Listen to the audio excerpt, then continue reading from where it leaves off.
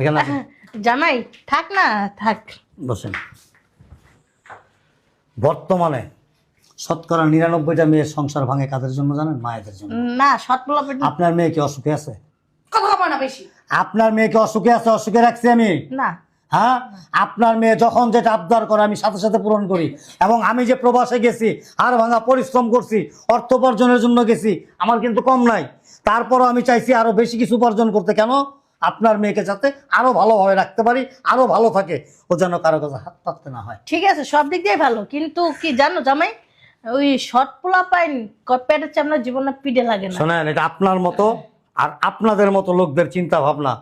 সৎ যে আপন হয় না, আপনের চাইতে বেশি হয়, এটা আপনি জানেন না বোধহয়।